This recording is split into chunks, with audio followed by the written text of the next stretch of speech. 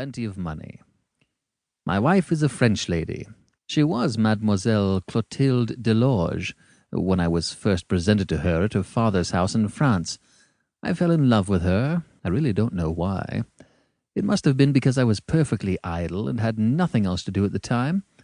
Or it might have been because all my friends said she was the very last woman whom I ought to think of marrying. On the surface, I must own, there is nothing in common between Mrs. Fairbank and me.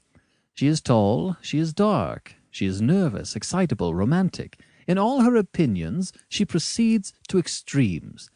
What could such a woman see in me? What could I see in her? I know no more than you do. In some mysterious manner, we exactly suit each other. We have been man and wife for 10 years, and our only regret is that we have no children. I don't know what you may think. I call that, upon the whole, a happy marriage. So much for ourselves. The next question is, what has brought us into the inn yard? And why am I obliged to turn groom and hold the horses? We live for the most part in France, at the country house in which my wife and I first met. Occasionally, by way of variety, we pay visits to my friends in England. We are paying one of those visits now.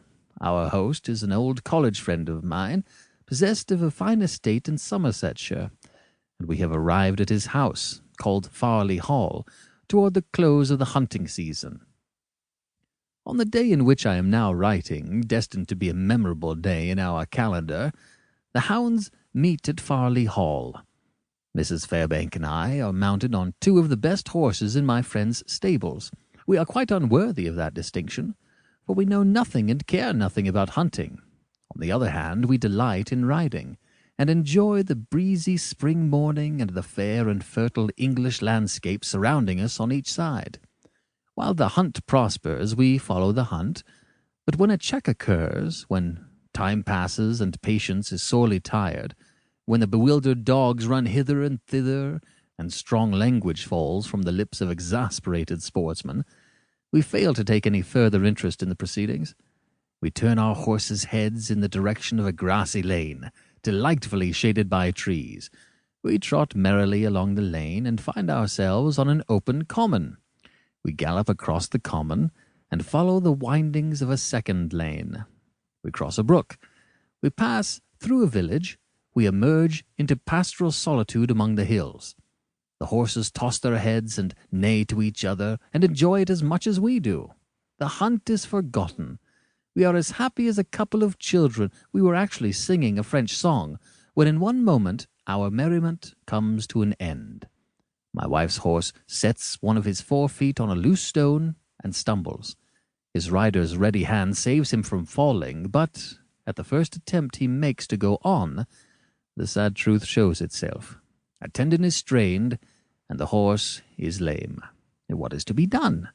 We are strangers in a lonely part of the country.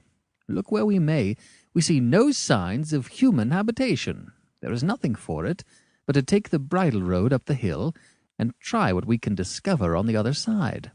I transfer the saddles and mount my wife on my own horse. He is not used to carry a lady. He misses the familiar pressure of a man's legs on either side of him. He fidgets and starts and kicks up dust. I follow on foot, at a respectful distance from his heels, leading the lame horse.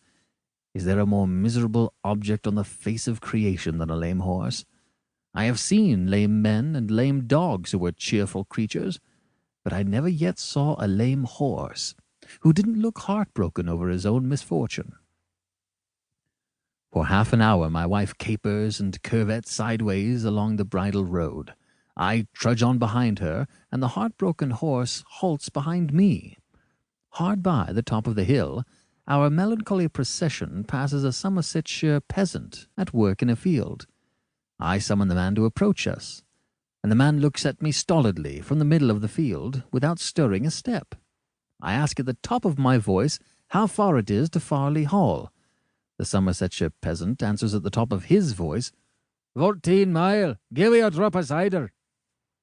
I translate, for my wife's benefit, from the Somersetshire language into the English language. We are 14 miles from Farley Hall, and our friend in the field desires to be rewarded for giving us that information.